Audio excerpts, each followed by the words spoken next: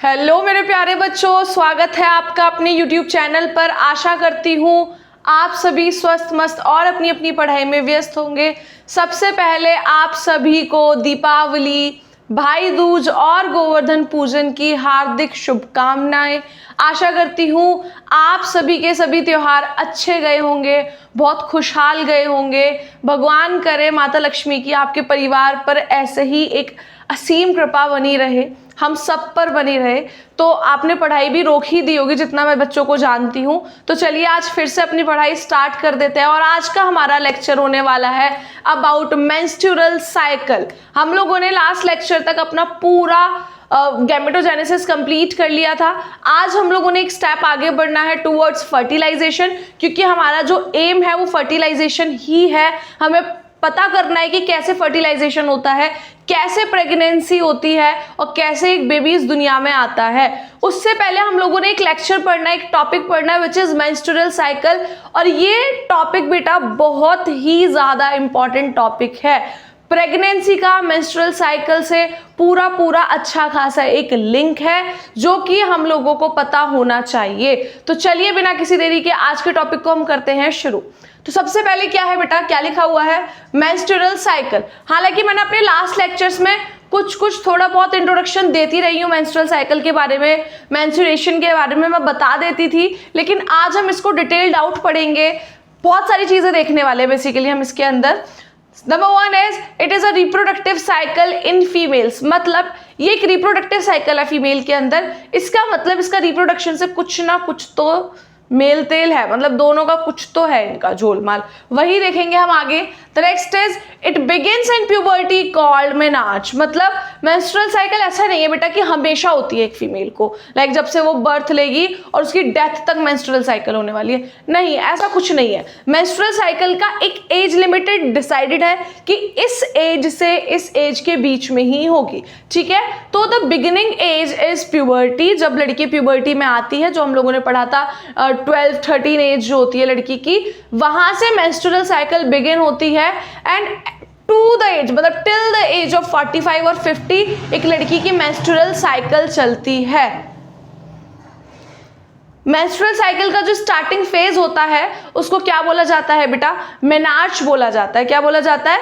Menarche. यही लिखा हुआ है आगे, it begins in puberty called menarche. यही बोला जाता है जब लड़की की मेंस्ट्रुअल साइकिल का फर्स्ट डे होगा, जब उसका मेंस्ट्रुअल साइकिल स्टार्ट होगा, उसको हम लोग क्या बोल देंगे? मेनार्च। आपसे पूछे आपका मेनार्च कब हुआ तो आप बता सकते हैं, ठीक है।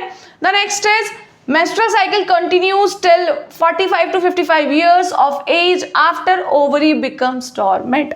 अब बेटा एक सर्टेन एज आती है, जैसे कि मैं आपको बताया था, मैंने जिस टाइम पे हम लोगों ने क्या पढ़ा था, oogenesis पढ़ा था, तो मैंने बताया था कि लड़की के अंदर जो ओव्यूल्स हैं वो ऐसे प्रोड्यूस नहीं होते जैसे मेल्स के अंदर प्रोड्यूस होते हैं ना स्पर्म। फीमेल्स का केस थोड़ा अलग है। फीमेल्स में कभी भी ओव्यूल प्रोड्यूस नहीं होते हैं, they are already produce by birth. मतलब वो हमारे जब हम जन्म ले लिया था हम लोगों ने, जब एक फीमेल एम्ब्रायो थी अपने माँ के वॉम्ब में, तभी बन चुके थे। वो क्या होते हैं, धीरे धीरे कम होते हैं, ठीक है। एक सर्टेन एज आती है, उसमें प्यूबर्टी के बाद वो धीरे धीरे कम होते चले जाते हैं। और ऑब्वियसली इतने सारे ओव्यूल नहीं प्रेजेंट होंगे ओवरी के अंदर कि टिल द डेथ रहे वो, इसीलिए 45 to 55 ईयर्स की एज पे आते आते वो ओव्यूल्स खत्म हो जाते हैं, ठीक है बेटा। और ओवरी हमारी क्या बन जाती है? डोरमेंट बन जाती है। और ऑब्वियसली अगर ओवरी डोरमेंट हुई तो ये ओव्यूल्स खत्म हुए,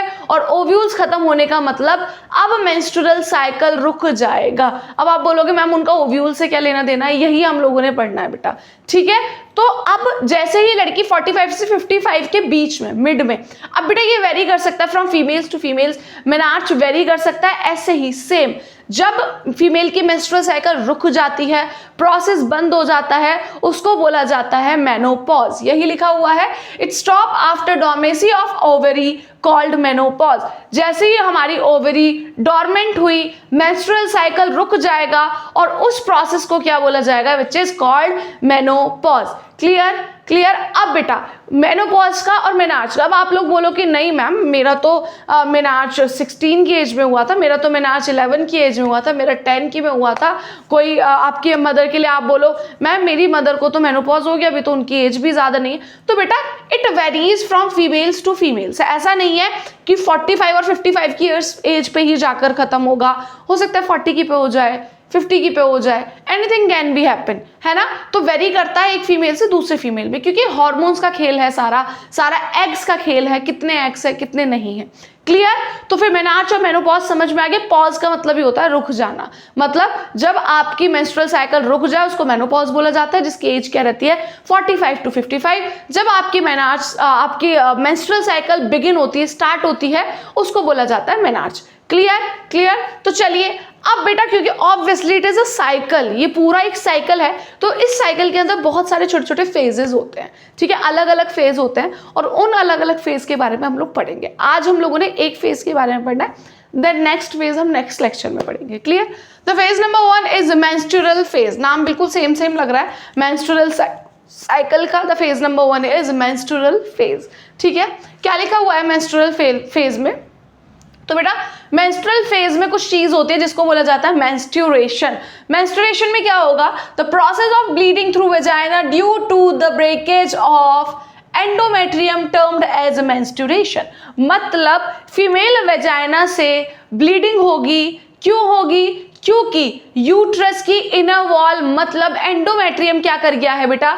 शेड कर गया है, और अपने साथ बहुत सारा ब्लड लेकर वेजाइना से बाहर आया है। अब आप बोलोगे मैम आप ये क्या बोल गए, मैं समझाती हूँ अच्छे से। जब हम लोगों ने बेटा यूट्रस पढ़ा था तो हम लोगों ने 3 वॉल पढ़ी थी, मायोमेट्रियम और inner one is endometrium, perimetrium, myometrium, endometrium. ठीक है बेटा। अब एंडोमेट्रियम का काम क्या है? एंडोमेट्रियम क्या करती है? जब बेटा क्या होता है कि जब बेबी आने वाला होता है ना, तो बेबी को होल्ड करने के लिए कोई चाहिए होता है, वरना वो बेबी कैसे रुकेगा, वॉम्ब के अंदर कैसे रुकेगा? तो उसको होल्ड करने के लिए वहां पर एक वॉल प्रेजेंट होती है जिसको बोला जाता है एंडोमेट्रियम। और एंडोमेट्रियम अकेली ही काबिल नहीं होती है कि उस पूरे बेबी को वो होल्ड कर ले, इसलिए वो क्या करती है, ब्लड के बहुत सारे टिश्यूज को अरेंज करती है, बहुत सारे टिश्यूज अपने आसपास लाती है, बेसिकली खुद को पूरा प्रिपेयर करती है कि बेबी आए। If the baby is coming, if the female will conceive, मतलब वो फीमेल प्रेगनेंसी कंसीव करती है, तो क्या होगा? वो एंडोमेट्रियम वहीं रहेगा, और वहीं धीरे धीरे हर महीने बनेगा वो एंडोमेट्रियम, खुद को प्रिपेयर करेगा। If the baby will not come, if there will be no conceive, कोई भी कंसीव नहीं हुआ है, कुछ नहीं हुआ है, तो क्या करेगा वो एंडोमेट्रियम? उसने तो खुद को प्रिपेयर करा था फॉर बेबी, अगर बेबी ही नहीं है तो वो एंडोमेट्रियम क्या करेगा? तो बेटा वो एंडोमेट्रियम एक सर्टेन टाइम पीरियड के बाद शेड कर जाएगा, टूट जाएगा, और अपने साथ क्या लेकर आएगा? वो जो बहुत सारा ब्लड इकट्ठा करा हुआ था ना, उसको लेकर बाहर निकलता है, जिस पूरे फेज को क्या बोल दिया, जिस प्रोसेस को क्या बोल दिया जाता है बेटा? मेंस्ट्रुएशन, या फिर आप लोगों की सरल भाषा में उसको बोल दिया जाता है बेटा पीरियड्स। क्या बोला जाता है? पीरियड्स, या तो मेंस्ट्रुएशन या फिर पीरियड्स, यही लिखा हुआ है यहाँ पर। Next is occurs in every 28-29 days, मतलब हर 28-29 दिन में ये मेंस्ट्रुएशन हर फीमेल को होता है। Now it can be vary too, बेटा ये भी वेरी कर सकता है, इंपॉर्टेंट नहीं है कि 28 डेज बाद ही हो, किसी किसी को 20 डेज बाद हो जाता है, किसी किसी को 2-2 महीने नहीं होता है। तो it is like this is the game of hormone only, hormones का खेल है पूरा। ठीक है, तो ऐसा नहीं है कि सबका सेम डेज पे होगा, लेकिन एक ऑन एन एवरेज जो टाइम पीरियड निकाला गया है वो क्या होता है? 28 to 29 डेज। हर 28 से 29 दिन तक एंडोमेट्रियम खुद को प्रिपेयर करता है, बेबी आ जाता है, कंसीव कर जाता है, वेल एंड गुड, पूरा 9 महीने तक वो उस एंडोमेट्रियम को प्रिपेयर करता रहेगा। मतलब 9 महीने तक एक फीमेल को कोई भी मेंस्ट्रुएशन नहीं होने वाला है। लेकिन अगर फीमेल कंसीव नहीं करती है तो हर महीने 28 से 29 दिन में आपका क्या होगा? वेजाइना से ब्लड बाहर आएगा, और कितने दिन के लिए बाहर आएगा? From 2 to 6 days. ये भी वेरी करेगा, 2 दिन के लिए आना है या फिर 6 दिन के लिए आना है। क्लियर क्लियर, कोई डाउट तो नहीं है आप लोगों को इस चीज में? तो यही था बेटा मेंस्ट्रुएशन। क्लियर। अब प्रेगनेंसी के दौरान पूरा 9 महीने तक कोई मेंस्ट्रुएशन नहीं होने वाला है, अगर लड़की प्रेग्नेंट नहीं है तभी उसको मेंस्ट्रुएशन होगा। क्लियर।